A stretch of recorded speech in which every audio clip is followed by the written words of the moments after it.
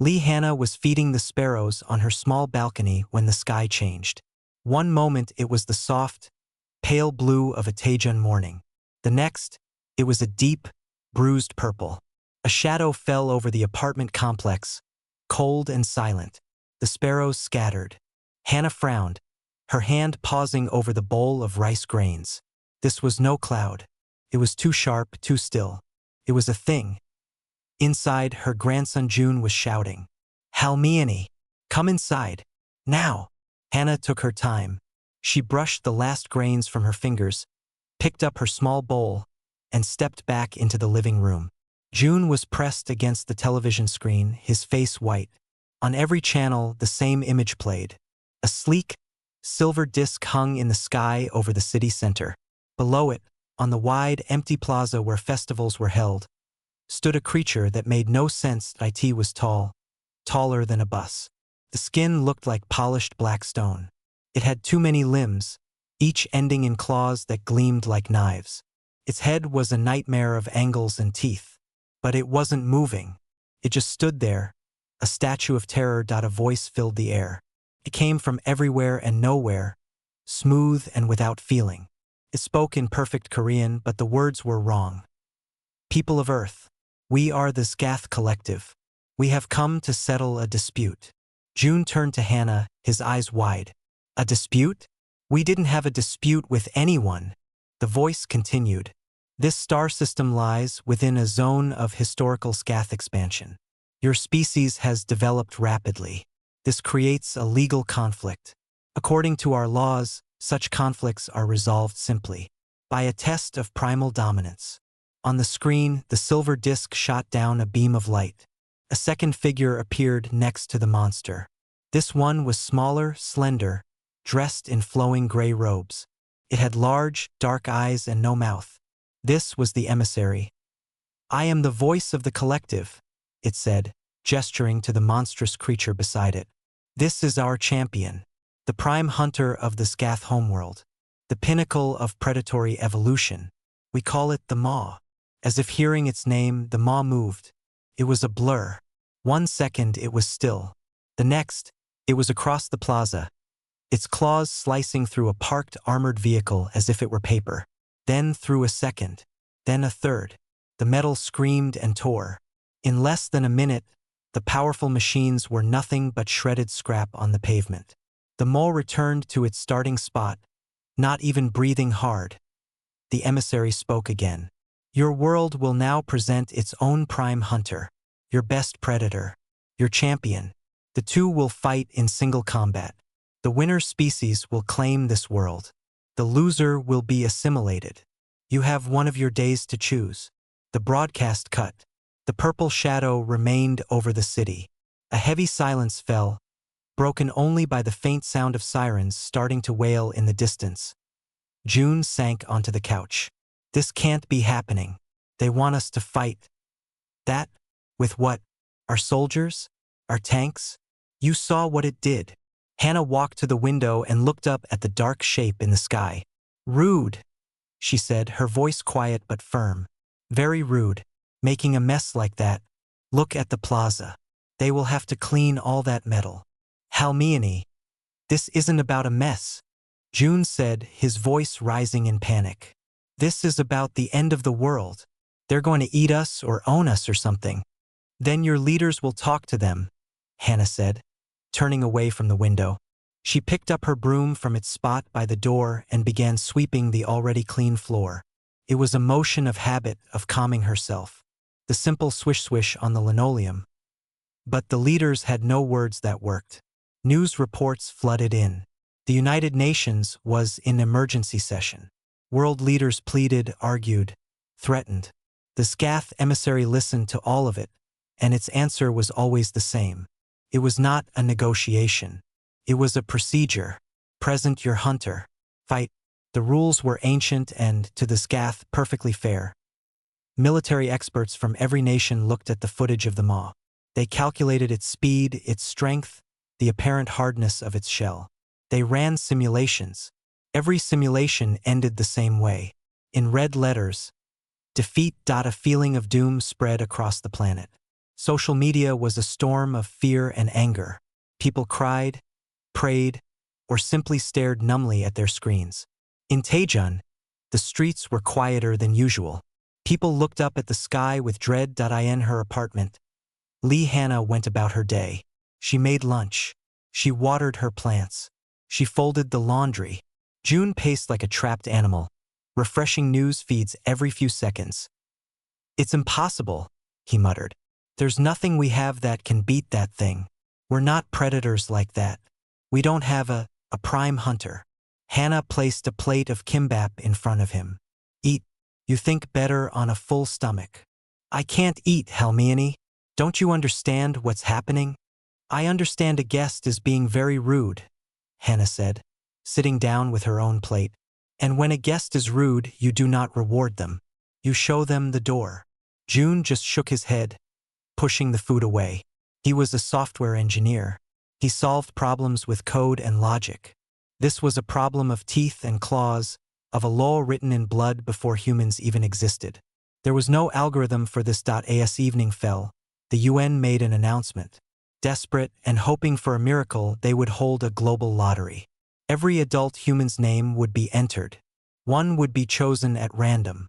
This person would be humanity's champion. It was a tragic, hopeless gesture. A way to say they had tried everything, even fate. June watched the announcement and let out a hollow laugh. A lottery, so our champion could be a baker from Paris, or a teacher from Brazil, or a programmer from Taejun. We're sending a random person to die. This is it. This is how it ends. Hannah finished washing the dishes. She dried her hands on a towel and looked at her grandson's slumped, defeated back. She looked at the broom leaning by the door. She looked out the window at the dark, silent ship that had brought such fear to her home. To her boy, she said nothing. But her eyes, usually soft with age, hardened. The fear in the air was not for her.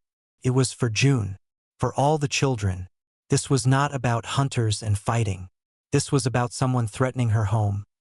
And Lee Hannah had spent a lifetime defending her home. From dust. From cold. From hardship. From anything that tried to bring sorrow through her door.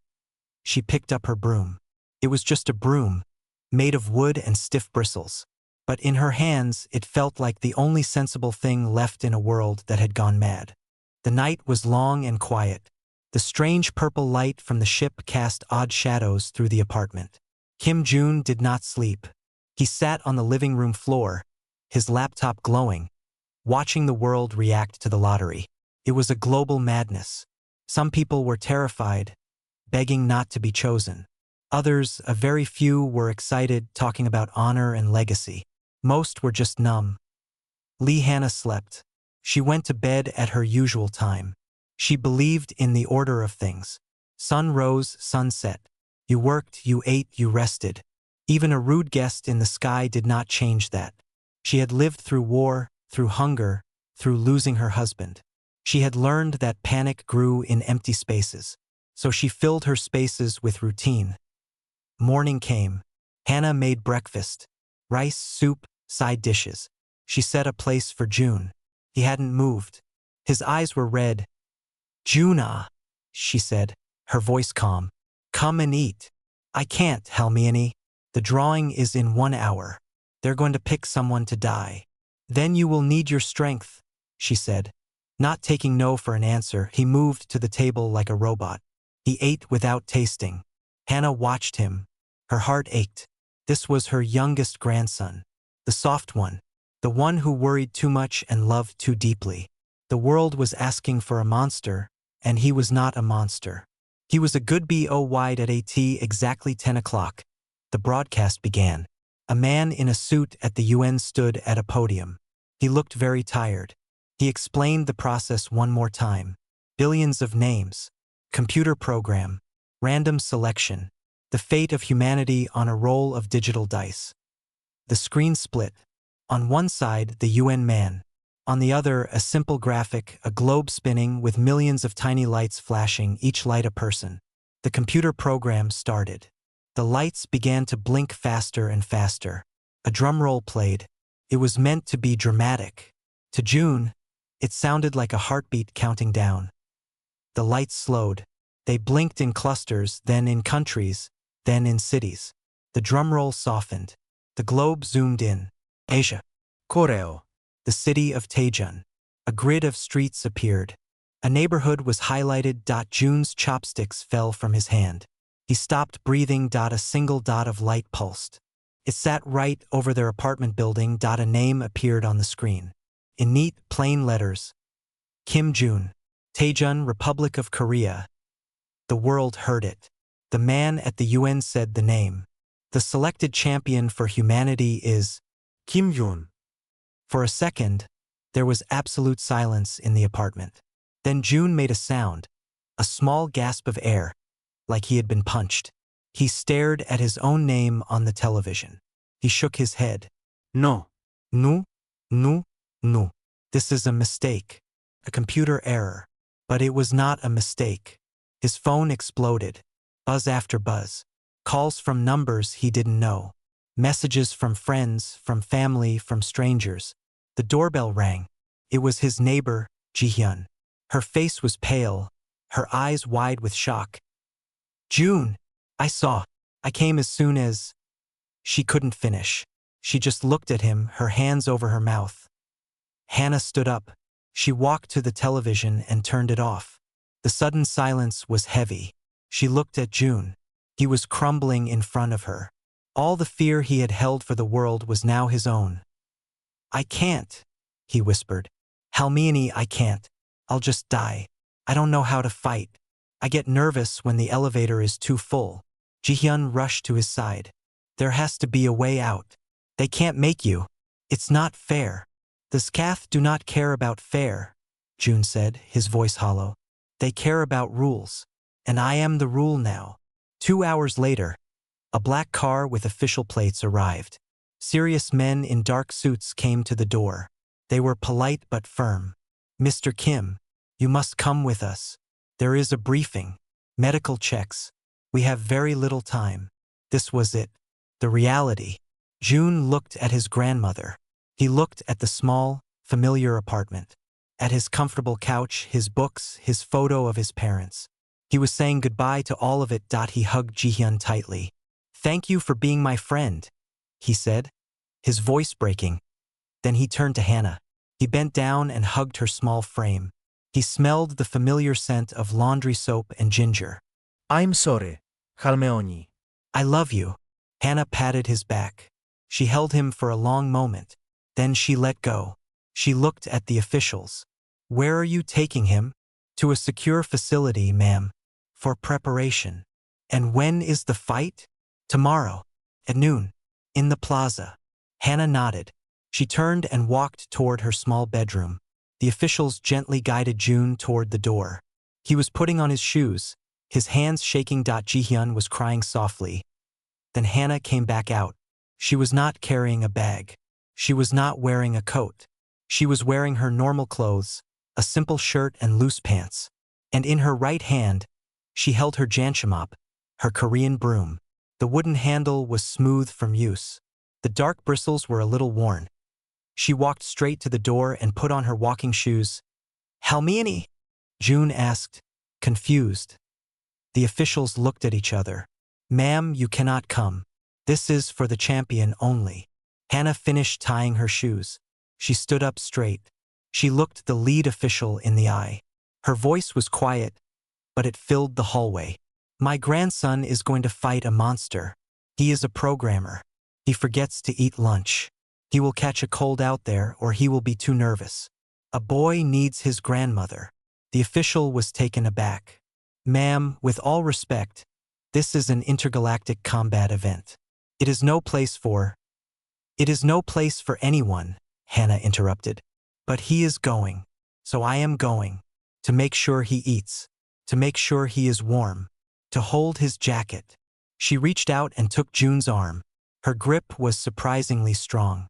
She looked at the officials, her face a mask of simple, unshakable resolve. You can take us both, or you can explain to your bosses why the champion would not go without his Halmione. The officials argued in hushed tones. They spoke into their phones. Time was short. Finally, The lead man sighed, defeated by the sheer illogical force of this old woman's will. Fine. But the broom stays. Hannah looked at the broom in her hand. She looked at the man. She did not give it to him. She simply held it tighter. No, she said. And with that, Hannah, holding her broom, walked out the door with her grandson, ready to face whatever came next, not as a warrior but as a grandmother doing her duty. The facility was cold and gray. It was deep underground, a place meant for emergencies. Kim Jun felt like he was in a dream, a very bad one. People in uniforms moved around him. They took his measurements. They tried to put him in a suit of light armor. It was too big. Hannah sat in a plastic chair in the corner, her broom across her lap. No one asked for it again. The way she held it made it clear it was not leaving her hand. She watched everything with sharp, quiet eyes. She saw the fear in the soldiers. She saw the panic hidden behind their professional faces. They had no plan. A young officer with a tablet approached June. "Sir, we have analysts studying the creature's movements. We can try to teach you some evasion tactics. How to roll, how to fall." June stared at him. "How to fall? That's the plan? Learn how to fall before it kills me." The officer looked down, ashamed. "It's something, sir." Hannah made a soft tch sound with her tongue. She stood up and walked over. She took the too big helmet from June's hands and placed it on a table. "He does not need this. It will block his vision. How will he see the monster coming?" "Ma'am, it's for protection." The officer stammered. "From those claws?" Hannah asked, pointing to a frozen image of the maw on a screen. The claws were longer than kitchen knives. "That helmet is a rice bowl. It will do nothing." She turned to June. She straightened his collar. His clothes were his own, a simple sweater and trousers. He looked like a man going to the office, not to an arena. "Better," she said. "You can move. You can breathe." The night passed in a blur of fear.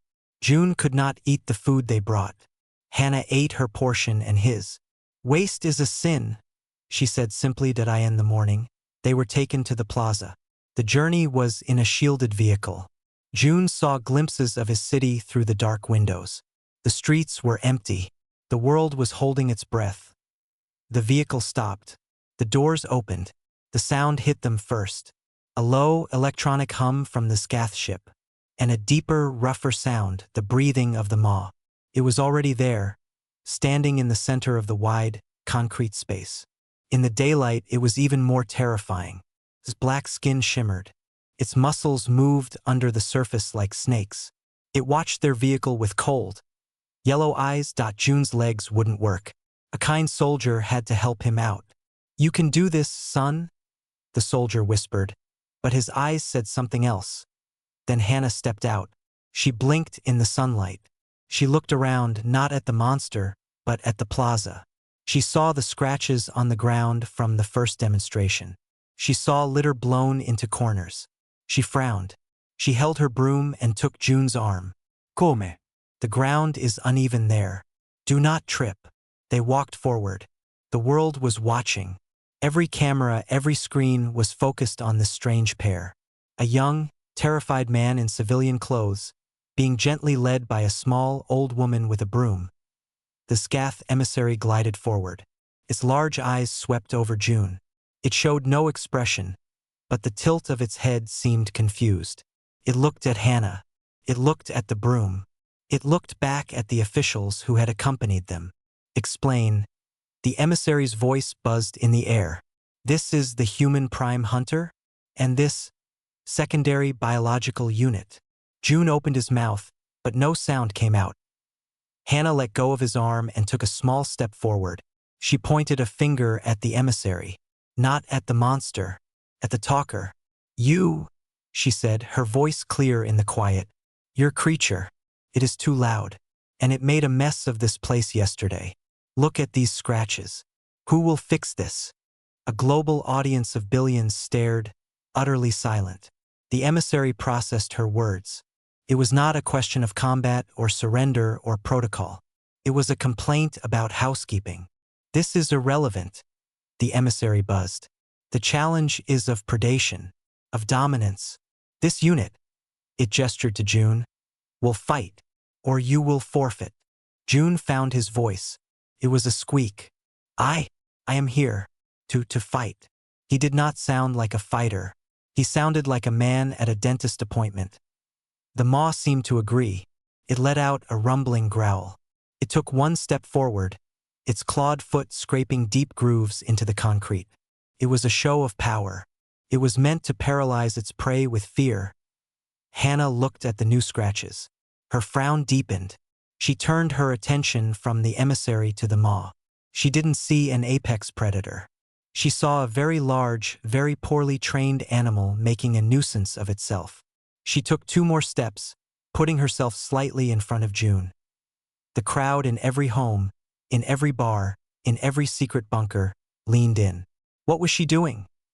The maw, confused by this small, slow-moving creature approaching it, lowered its head and snarled, a spray of hot, foul-smelling breath washing over her. Hannah didn't flinch. She waved a hand in front of her face. Boo! Your breath is bad. You do not brush your teeth.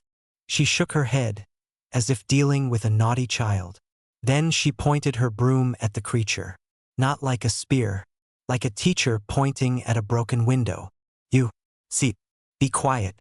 You are frightening the birds. She gestured to the sky, where indeed no birds flew. For a long, impossible moment, the most feared hunter in the Scath Collective and a Korean grandmother with a broom stared at each other across 10 meters of scarred concrete. The universe waited. The rules had no page for this. And in that moment, Lee Hannah was not in an arena. She was on her balcony, shooing away a stray cat from her sparrows. She was in her kitchen, telling her grandsons to wash their muddy feet. She was protecting her home. The only difference was the size of the pest. The emissary's voice cut through the strange quiet. The challenge has been accepted. The combat will now begin. His words were a switch. The maw's confusion vanished, replaced by pure, focused instinct. This was not a hunt for food. It was a ritual. Its purpose was to dominate, to dismantle, to display absolute superiority. It saw the small, soft creature in front of it as part of the prey. It roared, a sound that shook the air and made the cameras tremble. The roar was a weapon. It was meant to trigger a primal fear, to freeze nervous systems. Kim June felt it in his bones. He stumbled back, his hands flying to his ears. On screens around the world, people flinched. Lee Hannah, who was slightly hard of hearing in one ear, simply squinted. The sound was loud and rude. It reminded her of a bus engine backfiring. She did not freeze. She took a firmer grip on her broom. The maw charged. It was not a run. It was a sudden, terrifying surge of mass and speed. It crossed the distance in less than a second, one huge, clawed arm swinging in a wide arc meant to sweep both humans away. June saw death coming. He tried to shout, to push his grandmother, but his body was locked. Hannah moved. She did not jump back. She took one small, precise step to the side. It was the step of someone moving around a crowded market, avoiding a passing cart. The deadly claws whistled through the air, missing her by centimeters. The wind of its passage ruffled her hair. The momentum of its own swing carried the maw slightly past her. For a fraction of a second, its side was exposed. It was a brief opening useless to a soldier or a martial artist. But to a grandmother who had spent 60 years keeping her home in order, it was an opportunity. She did not strike to wound. She did not think in terms of weak points or armor. She saw a problem. The problem was a large, dirty creature tracking its mess everywhere and not listening. Her broom came up and came down in a short, sharp, practiced motion. It was the same motion she used to tap a dusty mat hanging on her balcony railing. The hard wooden end of the handle connected squarely with the bony joint of the maw's wrist. Thwack. The sound was small. A dry, wooden click against stone-like flesh. It did no damage. It didn't even scratch the creature's hide. But the maw flinched. It was not a flinch from pain, but from pure, unprecedented shock. Its entire sensory world was built on the clash of titans, the roar of beasts, the shearing of metal. It had never been tapped. Not since it was a tiny, young thing. The sensation was so alien, so utterly outside the rules of combat, that its predator brain short-circuited for a single vital moment. It pulled its arm back, staring at the spot where the broom had touched it. A murmur, a wave of disbelief, rippled across the watching world. Hannah did not pause. She stepped forward again, into the space its recoil had created. "Bad!" she scolded, her voice firm. "No scratching. Look what you did." She pointed the bristled end of the broom at the fresh, deep gouges its claws had just made in the concrete. The maw stared at her. Its yellow eyes blinked slowly. It processed the scolding tone, the pointing finger. These were not the actions of prey. Prey ran. Prey fought. Prey screamed. This creature, admonished, anger, hot and frustrated, boiled up in the maw. This was an insult to its entire existence. It swiped again, this time faster, a direct grab meant to crush her in its fist. Hannah was already moving. She wasn't fast in an athletic way. She was efficient. She ducked under the grab, the bristles of her broom swishing against its armored forearm. As she came up on the other side, she saw something. A patch of rough, scaly skin near its elbow was loose. A small, glittering scale was hanging, ready to fall off. Her eyes narrowed. Shedding. In her clean home, shedding was a crime. As the maw turned, snarling, she acted. This time, she used the broom not to tap, but to prod. She jabbed the handle not at a weapon, but at the nuisance. The end of the broom poked firmly into the hanging scale. The scale popped off and clattered onto the ground, sparkling in the sun. Hannah pointed at it with her broom. "See? You are shedding. Who will clean this? You are worse than a dog in spring." The maw looked down at its own scale on the ground. It looked at the small, furious human who seemed more upset about the mess than about dying. A deep, rumbling confusion vibrated in its chest. The fight had stopped being a fight. It had become something else. Something maddening. In the control bunkers, military analysts were frantically rewinding footage. "She's not attacking its armor. She's annoying it. She's treating it like a misbehaving pet." Ji-hyun, watching from a safe perimeter, gripped the fence. She saw it too. Her linguistics mind raced. "She's breaking the script," she whispered. "The predator-prey script. She's speaking a different language. The language of household management." The emissary watched, motionless. Its logic could not process the data. The human was not fighting. Therefore, it should be dead. Yet it was not dead. The prime hunter was being inconvenienced. This was not in the procedural manuals. And Hannah, standing her ground with her broom, was just getting started. Her initial fear was gone, burned away by a hotter, more familiar fire. The indignation of a hard-working woman facing a destructive, disrespectful force. This was just a bigger, louder version of the problems she had solved every day of her life. And she had the tool in her hand to deal with it. The confusion of the maw turned to a cold, focused rage. It was being made a fool of. On its homeworld, such a thing would mean death. It stopped trying to grab or swipe. It decided to end the farce. It planted its feet, lowered its head, and unleashed its most powerful weapon, the terror roar. This was not just sound. It was a focused blast of psychic energy, a wave of pure, primal fear designed to shatter the mind of any prey. It was the sound of the end of hope. The air itself seemed to warp. Cameras distorted. People watching miles away felt a chill of dread. The force of it hit Kim Jun like a wall. He cried out, falling to his knees, his hands clamped over his ears. The world went gray. All he could feel was an overwhelming urge to curl up and disappear. The roar was directed at Hannah. It washed over her, making her cardigan flap. She felt the fear. It was cold, like the shadow of a hawk over a chick. For a moment her breath caught. She saw the creature not as a pest, but as a mountain of teeth and ancient hunger. But Hannah had faced real terror before. She had held her children during air raids when she was young. She had waited in silent dread for news of her husband in a war hospital. She had faced the terror of empty cupboards and sick grandchildren. This, this was just noise from a badly behaved creature showing off. Her fear did not paralyze her. It lit a familiar, stubborn fire. This thing was not just messy. It was trying to frighten her grandson. It was trying to break her June. That was unacceptable as the last echoes of the roar faded. The maw stood tall, expecting to see its small opponent broken, weeping, or running. It saw neither. Hannah was still standing. She was adjusting her grip on her broom. Her face was not one of terror. It was one of profound annoyance. She took a step forward. Then another.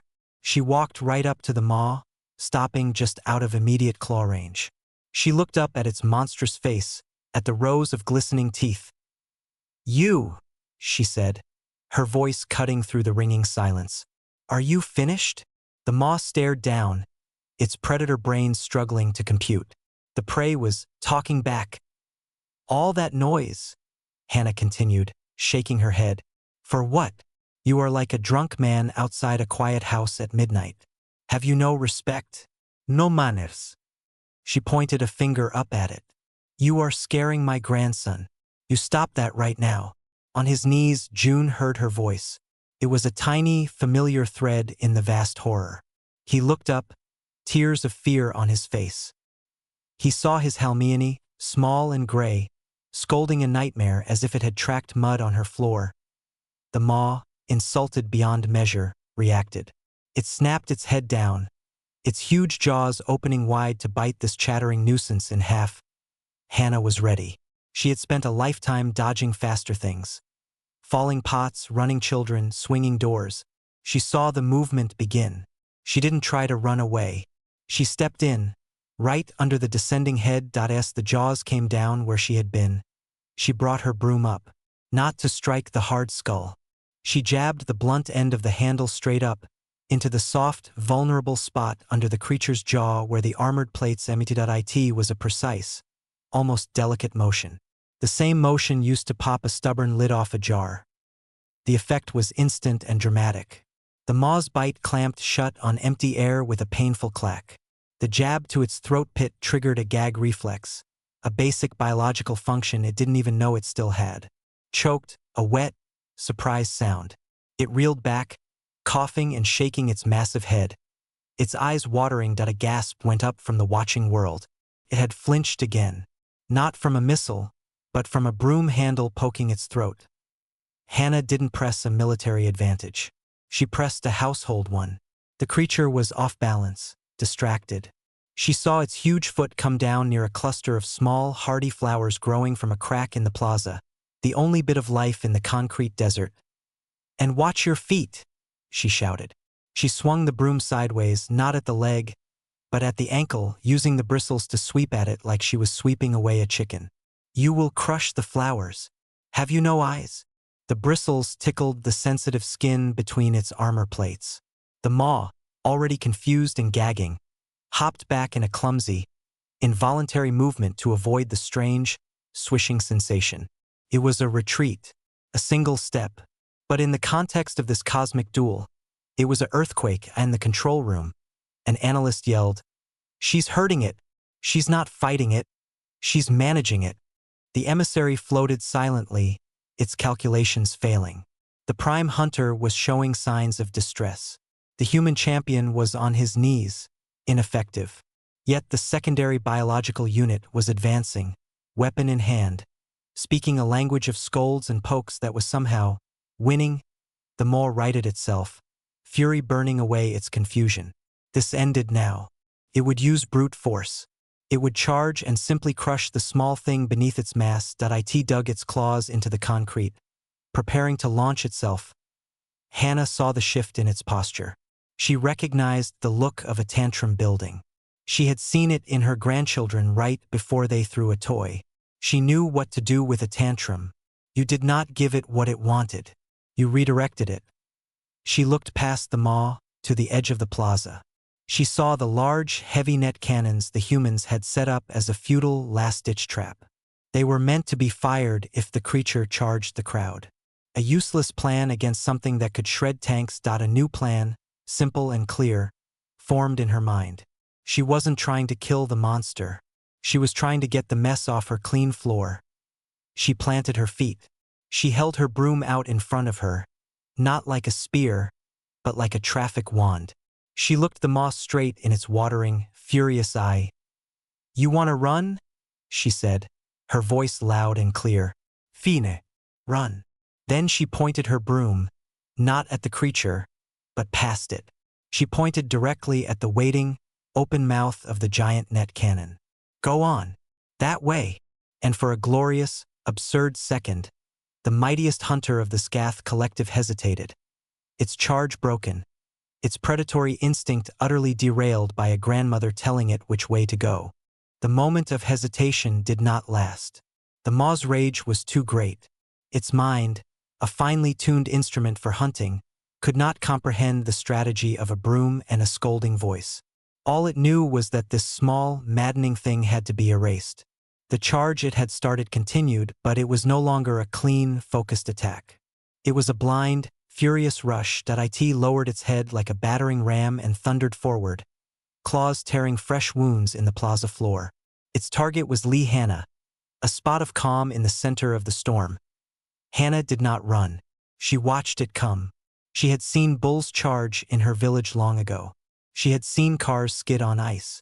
She knew about momentum. Her plan was not brave. It was practical. You cannot stop a charging bull, but you can step aside and let it hit the fence. The fence, in this case, was the large, discarded piece of armor plating from its first demonstration. It was a twisted, half-melted sheet of metal the size of a car door, lying forgotten near the edge of the arena. As the maw closed the final few meters, its hot breath blasting, Hannah moved. She did not jump dramatically. She took 2 quick, shuffling steps to her left, placing the bulky scrap metal between herself and the monster's path. It was like stepping behind a tree. The maw, committed to its charge, tried to adjust. Its clawed foot came down hard on the edge of the armor plate. The metal, slick from the morning dew, skidded. The creature's leg shot out from under it. This perfect charge became a stumbling, unbalanced lurch. It roared in frustration, fighting gravity. This was the opening, not for a sword thrust, but for a nudge. Hannah was already moving around it. She saw it was headed, more or less, in the direction she had pointed, toward the large, boxy net cannons set up on the western edge of the plaza. The soldiers manning those cannons were frozen. Having long since given up any hope they would be useful, Hannah acted. She didn't strike to hurt. She guided. As the maw fought to regain its footing, she used her broom. Not to hit, but to direct. She swatted briskly at its back leg, the bristles slapping against the hard skin. It was the exact gesture she used to guide a stubborn, wandering chicken back into its coop. "Go! That way! Shoo!" she commanded, her voice sharp and clear. The swat did no physical harm, but the sensation, the sheer audacity of it, made the maw flinch away from the contact. Its stumble turned into a sideways step. It was now fully turned, its back to the center of the plaza, facing the perimeter where the net cannons waited. The soldiers at the cannons saw the monster's face, contorted in rage, suddenly pointed right at them. One of them, acting on pure panic and a forgotten drill, slammed his hand down on the firing mechanism. Whoosh. The net cannon fired with a deep pneumatic gasp. A thick, weighted polymer net, designed to entangle tanks, billowed out like a giant's handkerchief. The maw saw the net coming. In its world, nets were for weak prey. It raised a claw to shred it easily, but it was still off balance from its stumble. It was also distracted. It was looking back over its shoulder, one yellow eye fixed on the small woman with the broom, trying to understand the source of its humiliation. The net settled over it before its claw could fully rise. The heavy weights at the corners snapped tight, tangling around its limbs and torso. It was not trapped. The maw snarled, its muscles bulging. The strong fibers began to snap one by one. In 3 seconds, it would be free. The net was an inconvenience, not a prison. But in those 3 seconds, Lee Hannah saw her chance. This was not about trapping the monster forever. It was about getting it off her property. She moved with a speed that made June, now struggling to his feet, gasp. She ran not at the maw, but past it, toward the cannon. The soldiers stared at her, mouths open. She ignored them. Her eyes were on the thick, slack secondary guideline, a heavy-duty cable attached to the net, meant to help reel in a caught vehicle. The maw tore its first arm free of the net with a sound like popping wires. It turned its head, searching for her. Ready to finish this. Hannah dropped her broom. She grabbed the thick cable in both hands. She did not try to pull the monster. That was impossible. Instead, she ran in a wide arc, dragging the cable with her. She looped it once, twice, around the sturdy base of a giant old flagpole that stood at the very edge of the plaza. A pole meant for national holidays, not for tying up alien predators. She pulled the slack tight just as the maw ripped its other arm free. The creature took a powerful step forward, toward the flagpole, toward Hannah, and the cable snapped taut. The maw's own forward momentum was its downfall. The cable, wrapped securely around the solid steel pole, caught it around the midsection. It wasn't strong enough to hold it for long, but it was strong enough to trip it. The universe's greatest hunter, tangled in a net and a cable, its legs ensnared, let out a roar of pure outrage as it crashed to the ground. It fell with a sound that shook the city. It lay there for a moment, a mountain of tangled fury, wrestling with polymers and steel cable, completely and utterly foiled not by a greater predator, but by a tripwire and its own rage. Hannah stood by the flagpole, breathing heavily. She looked at the struggling heap of monster and net. Then she looked down at her hands, red from the rough cable. She walked back, picked up her broom from where she had dropped it, and turned to face the Scath emissary. The plaza was silent except for the sounds of the maw's furious thrashing. The battle against all logic and law was over. The silence was complete. It was a heavy blanket over the whole world. On the plaza, the only sounds were the ragged breaths of Kim June, the metallic ping of another cable snapping from the maw, and the distant cry of a single bird, brave enough to return to the sky. The maw was not defeated. It was entangled. It thrashed on the ground, a knot of rage and polymer and steel. It would free itself soon. But in the terms of the Scath ritual, a champion who was immobilized and distracted was a champion who had lost the moment. The fight was over. All eyes turned to the Scath emissary. It floated utterly still. Its large, dark eyes were fixed on Lee Hannah. The calculations behind those eyes were spinning into error. Every protocol, every line of code written for conquest was failing. It had witnessed no glorious combat. It had witnessed a systematic, humiliating pest control operation. Hannah did not look at the struggling monster. She smoothed down her cardigan. She picked a piece of dust from her sleeve. Then she walked, not toward the emissary, but toward the deep gouges the maw's claws had made in the concrete. She stopped at the edge of the longest scar. She shook her head slowly, a sigh escaping her lips. She then turned and walked directly toward the floating emissary. She stopped a few feet away, looking up at it. She pointed her broom, not in anger, but as a tool for indication. She pointed to the damaged ground. "You," she said. Her voice was not loud, but it carried in the quiet. "Your pet. Look at this mess." The emissary seemed to vibrate slightly. "The challenge of dominance is concluded. Your entity has utilized anomalous tactics. The results must be adjudicated." "I do not know about that," Hannah said, cutting off the bureaucratic drone. "I know about this." She tapped her broom handle on the broken concrete for emphasis. "Top. Top. This was a nice plaza. People walked here. Children played. Now it is ruined. You will fix it." The emissary was silent for a long moment. "The ritual does not concern itself with minor property damage." "It concerns me," Hannah said. Her tone left no room for argument. It was the tone that told grandchildren to wash their hands, that told market vendors the price was too high. "You came here. You broke our things. You frightened everyone. And you made my grandson kneel in fear." She glanced at June, who was now standing, staring at her with awe. "You will fix the ground. And then you will go." Across the world, in living rooms and bars and public squares, people were not cheering yet. They were holding their breath. They were watching a grandmother negotiate with an alien empire using the universal language of a homeowners association complaint. And it was working. The emissary's head tilted. It looked at the maw still fighting the nets. It looked at the small, implacable human woman. It looked at the millions of watching eyes from a planet it had expected to own by now. Continuing the fight was possible. But the dominance was gone. The story was broken.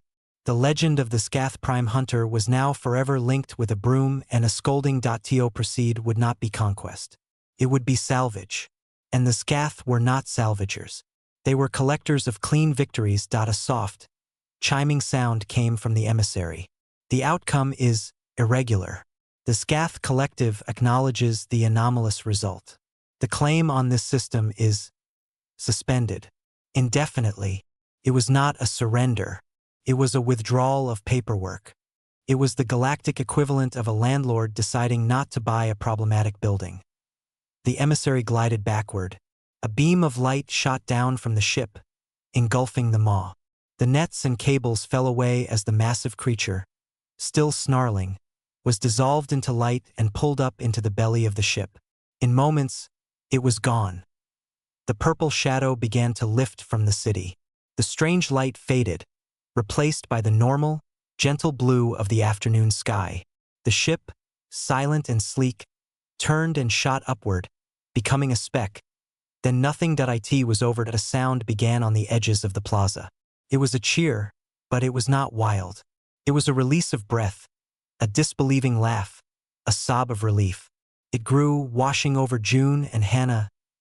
June stumbled toward his grandmother. He fell to his knees in front of her, not in fear this time, but in gratitude.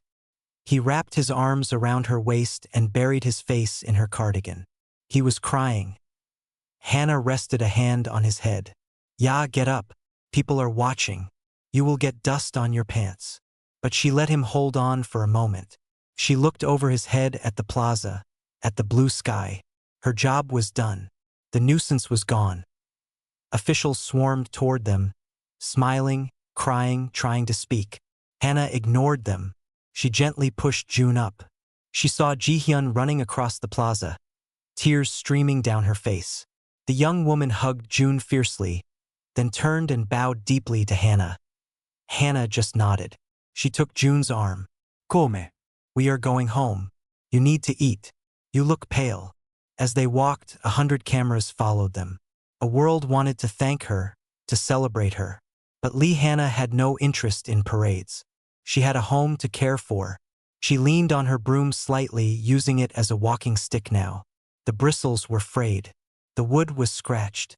It was just a broom again. But as they left the scarred plaza and stepped onto the normal, undamaged sidewalk, people would always remember. They would remember the day the aliens brought their ultimate hunter. And humanity brought a grandmother, who sent it home with a broom and a bill for the damages.